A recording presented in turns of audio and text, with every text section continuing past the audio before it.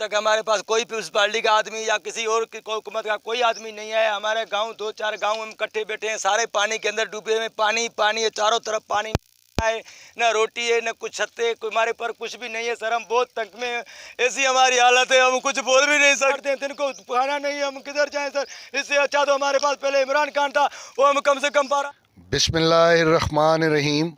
आज 30 अगस्त बरोज़ मंगल, मैं major retired राजा फजल हयात इस वक्त लाड़काना के कुछ देहातों में जाकर वहाँ के हालात का जायज़ा ले रहा हूँ। आज की इस वीडियो में मैं आपको सैलाब की तबाहकारियों का इलाके की बनावट के हिसाब से असरात बताऊँगा। पाकिस्तान के मशरक़, शुमाल और शुमाल मगरिब में पहाड़ी सिलसिले वाक़ हैं और पहाड़ी और नीम पहाड़ी इलाकों में बहुत शिद्दत का फ्लैश फ्लड आता है और मुतवक्का सैलाब से ख़बरदार करने का वक्त भी बहुत कम होता है। फौरी तबाही और नुकसानात बहुत ज़्यादा होते हैं, लेकिन पानी चूँकि इन इलाकों में रुक नहीं सकता, इसलिए रिलीफ़ और रेस्क्यू ऑपरेशन करना काफ़ी दिक्कत आमेज़ काम होता है, मगर रिहेबिलिटेशन और इंफ्रास्ट्रक्चर को दोबारा लाना ज़्यादा वक्त नहीं लेता। जैसे जैसे ये सैलाबी पानी मैदानी इलाकों की तरफ बढ़ता है, तो अगर हुकूमतें चाहें तो अपनी इंतज़ामिया की मदद से लोगों की जान और किसी हद तक माल बचाने में मदद तो कर सकती हैं, लेकिन हमारा इंफ्रास्ट्रक्चर इस तरह का है कि यहाँ ड्रेनेज सिस्टम ना शहरों में है और ना ही देहातों में किसी किस्म का इफ़ेक्टिव ड्रेनेज सिस्टम मौजूद है। इसके अलावा बहुत से इलाकों में ख़ुसूसन सिंध में ड्रेन कैनाल का इफ़ेक्टिव सिस्टम भी मौजूद नहीं है। अभी मैं आता हूँ इस वीडियो के असल मकसद पर, जिसमें ये बताना ज़रूरी समझता हूँ कि मैंने सक्खर डिवीज़न के अज़ला जिनमें घोटकी, सक्खर, शिकारपुर, लाड़काना और दूसरे कई अज़ला के मुख्तलिफ़ देहातों का जायज़ा लिया। इन अज़ला में अभी सैलाब का पानी नहीं आया। यहाँ पर 15 दिन से ज़्यादा होने वाली बारिश का पानी खेतों में और देहातों में जमा हो चुका है, जिसकी वजह से लोगों के घर गिर चुके हैं और सड़कें तबाह हो चुकी हैं, जिनमें राबता सड़कें ज़्यादा तबाह हुई। लोग बड़ी सड़कों पर आकर बैठ गए हैं और जिनको हुकूमतों की मदद का बहुत इंतज़ार है।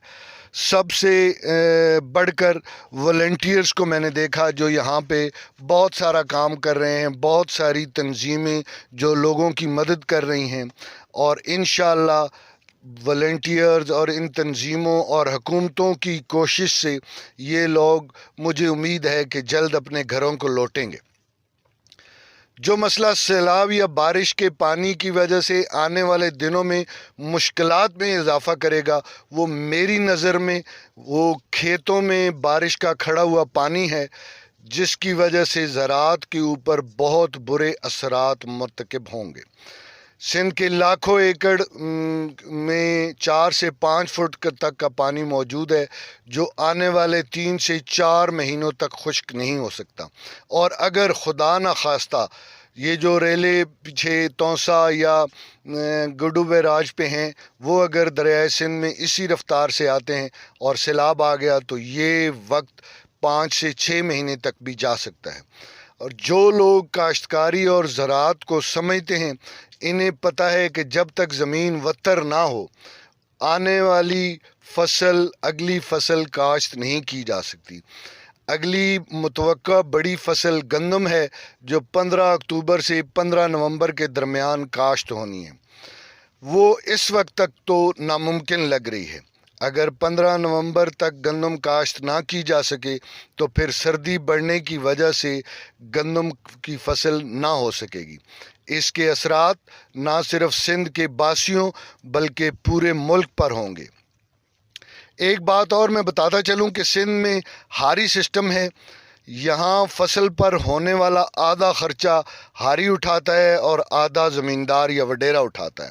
तो हारी तो इस सिलसिले में अब मकरूज़ हो चुका, क्योंकि मौजूदा जून में काश की गई धान की फसल और सब्ज़ी की फसल तबाह हो चुकी है। घर बार गिर चुके हैं, आने जाने के रास्ते नहीं हैं, छत मैसर नहीं है। اور جو تھوڑی بہت گندم سٹور کی ہوتی ہے کھانے کے لیے وہ بھی جلد ختم ہونے کا اندیشہ ہے۔ اور اگر اس صورتحال میں اگلی فصل کاشت نہ ہو سکی تو ملک میں خوراک کی قلت خدا نخواستہ قحط کی صورت اختیار کر کے کسی بڑے المیے کا باعث بن سکتی ہے۔ ان حالات میں میں ارباب اختیار سے گزارش کروں گا کہ اکتوبر کے پہلے ہفتے تک یہ جو بارش کا پانی یا متوقع سیلاب کا پانی لاکھوں ایکڑ زمین میں کھڑا ہے، اس کو ڈرین کرنے کے لیے کسی مستند ادارے کو اس کا کنٹرول دیا جائے جو پیشہ ورانہ طریقے سے اس پورے آپریشن کو مکمل کرے، جس میں کسی قسم کی کوتاہی اور خرد برد کا اندیشہ نہ ہو۔ اس میں دو طریقے جو میں یہاں ریکمینڈ کر رہا ہوں، ایک یہ ہے کہ جو ایگزسٹنگ کینال سسٹم ہے اس کو جب پانی سیلاب کا پانی دریاؤں میں نیچے آ جائے، خصوصاً دریائے سندھ میں جب نیچے آ جائے تو نہروں کے دروازے بند کر کے سکنگ مشینز کے ساتھ انہی کینالز کو ڈرین کینال کے طور پر استعمال کر کے واپس دریا میں لایا جا سکتا ہے۔ دوسرا طریقہ یہ ہو سکتا ہے کہ ہر ضلع کے ڈپٹی کمشنر کی یہ ڈیوٹی لگائی جائے کہ وہ کچھ علاقے میں نے ایسے دیکھے ہیں جو قابل کاشت نہیں ہیں اور دوسری زمینوں سے قدرے نیچے ہیں، اگر کچھ مشینیں لگا کر یہ پانی نکال کر کھیتوں کا یہ پانی نکال کر ان ناقابل کاشت جگہوں پر سٹور کر دیا جائے تو اس سے بھی یہ امید کی جا سکتی ہے کہ اس لاکھوں ایکڑ ایریا کو قابل کاشت بنایا جا سکے۔ میں نے یہ چیز نوٹ کی ہے کہ اگر یہ گندم کی فصل یہاں سندھ میں ان لاکھوں ایکڑ میں یہ نہ کاشت ہو سکی تو یقین کریں کہ نہ صرف سندھ بلکہ پورے ملک میں خوراک کی کمی کا سخت اندیشہ ہے۔ اس میں ایک بات میں اور ایڈ کرنا چاہوں گا، کیونکہ مجھے حکومت سندھ یا وفاقی حکومت سے اتنی بڑی توقع نہیں ہے۔